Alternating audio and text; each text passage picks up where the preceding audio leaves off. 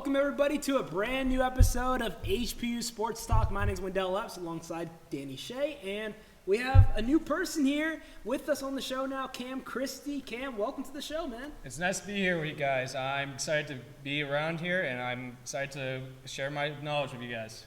Yeah, of course. So let's get right to it, starting off with our soccer teams. Of course, they are in the full end of their season right now. And High Point women's soccer took on Hampton Saturday. Last time they faced the Lady Pirates, they won 6-2 in the fall of 2019. Saturday, they won 7-0. Cam, I know you were there, production that game. How was it? It was an absolute demolition.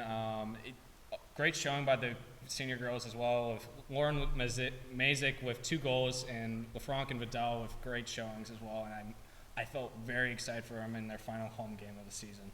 You mentioned a couple weeks ago, Wendell, that once these High Point Lady Panthers hit conference play that they were going to roll, and they are doing just that, 7-2 in conference play. Another great showing from them, 7-0 in soccer. That's a dominant showing. So good to see the Panthers out there, especially on senior day. Great day for the Panthers. Homecoming weekend had a lot of extra energy around campus that we saw. So yeah. it was a good time at Vert. Listen, you know I'm a big fan of the giveaways. The giveaways this weekend. Yeah. Well done, HPU Athletics. The giveaways were banging this week. I love that pink hat. Couldn't get my hands on one. I was at the NC State Fair, but I was trying to find one, but listen. At least you were looking for me, unlike him over there that keeps them all and doesn't share. So, I mean, but like I said, great showing for the Panthers, 7-2 in conference play. They're rolling, right? I did get the pink shirt, though, so. You listen, I'm jealous. If you can't find it later, I stole it. Yeah, the whole Panther experience rolling was a great game. So now they're second in the conference now. So that's really good for High Point women's soccer. They're going to be able to host a semifinal game soon. So that's going to be great. Hampton, trying to work. I mean, this season haven't been playing too well.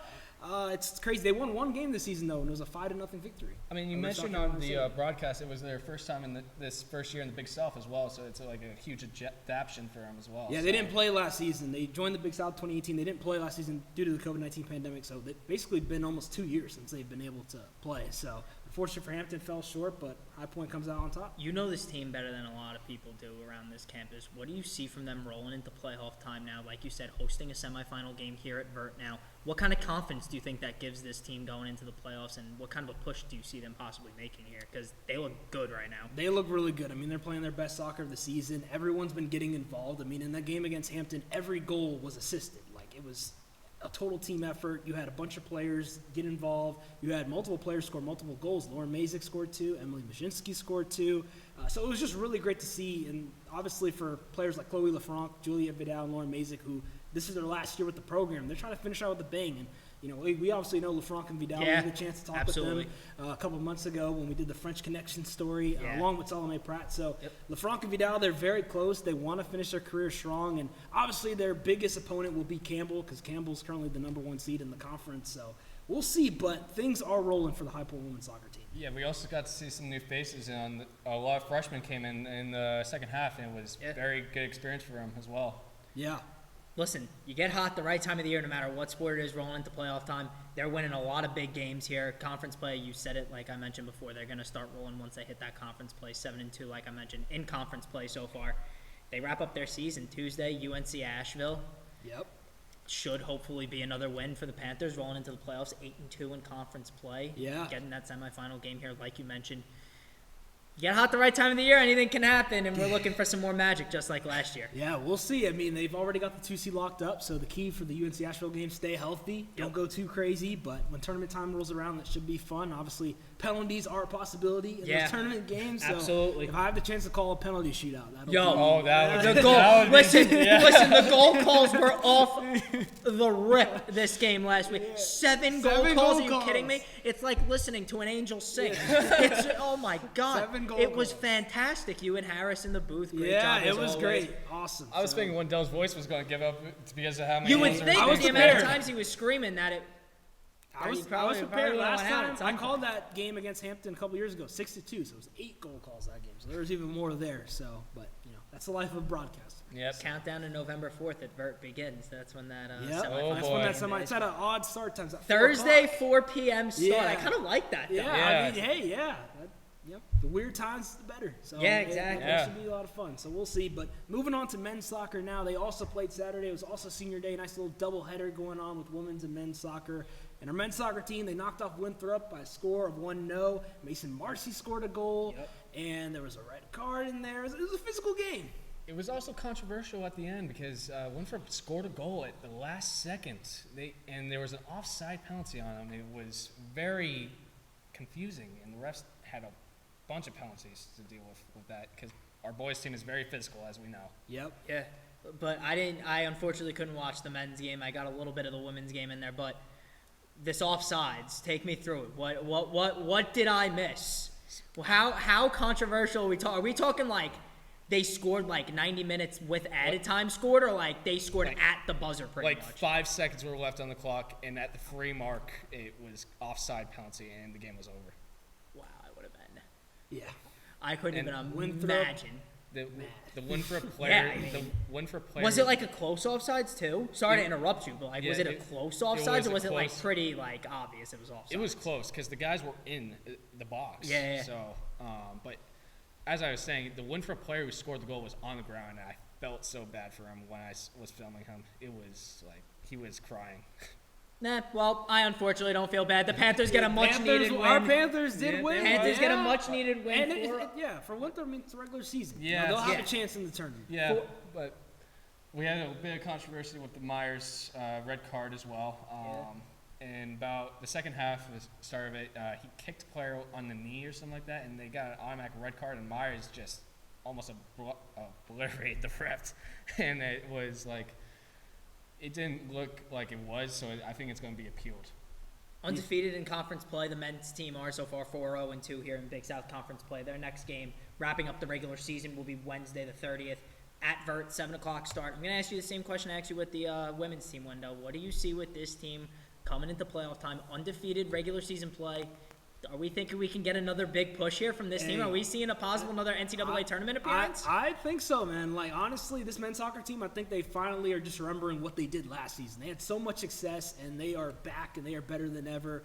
But this Saturday, that's going to be a big test. They're playing Campbell, top 2 dogs in the Big South. That's going to be a matchup. That could potentially, I think it is, going to be a preview of the Big South Men's Soccer Championship this year. So, Campbell coming in undefeated as well. yeah, so the big boys. it's not going to be easy, so I'm excited to be able to get the chance to be in the booth for that one. So that'll be a fun game to go ahead and announce with Jamie Patel, who does play-by-play for men's soccer. So I'm looking forward to it. I think it's going to be a good test for High Point that they need it. It's a good way for them to sort of test how good are they actually this year, because they'll be playing a talented team in Campbell. So things can go any direction. We'll have to see, though. It'll be fun. Yeah. Gotta love tournament time. Yeah. Tournament time is Tournament time unmatched. is fun. It was more fun last season, or like in the spring when all the sports were happening. Yeah. Tournaments back to Well, back. it was crazy. It was crazy. like every single possible Yeah. team, pretty much, that we could have had go to an NCAA Yeah. tournament. We pretty much saw them make an NCAA Yep. tournament last year. We called it Titletown here at HPU Sports Talk last spring. So hopefully we're seeing a lot of that again. The women's team, men's soccer team's giving me a lot of promise so far. I'm liking also kind of what I see from the volleyball team as well. Yeah, they're getting cooking. 2 big Volleyball wins this dominating. weekend as Yeah. well, 2 straight set wins. So I'm liking Titletown USA to be back here at High Point Yeah. University again. Hopefully, we're seeing some NCAA tournament games in the not so distant future as well. Yeah. Yeah. Our women's soccer team, they're the 2 seeds. So they have a chance of potentially hosting the championship. I hope they do, because they hosted it last season, and the atmosphere was Atmosphere's insane. electric. It was insane last season. So I And want to be able to especially- call another championship. And especially with sports coming back, where we can have the fans in the stands Yeah. for the Oh, boy. for the tournament games. It was a lot of fun around campus Exactly.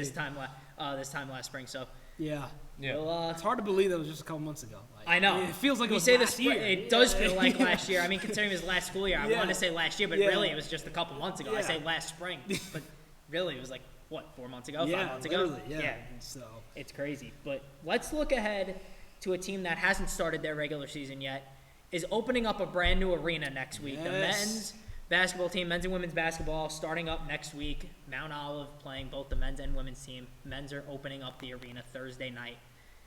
I'm very excited. hey. I'm very excited. We've been talking about this arena on this show now for Yep. the past couple weeks. We were in there for the Train concert. It's a beautiful facility. We've been seeing more and more of the inside of it. We've been seeing the gyms now. We've been seeing the locker rooms, pictures of the locker rooms and everything.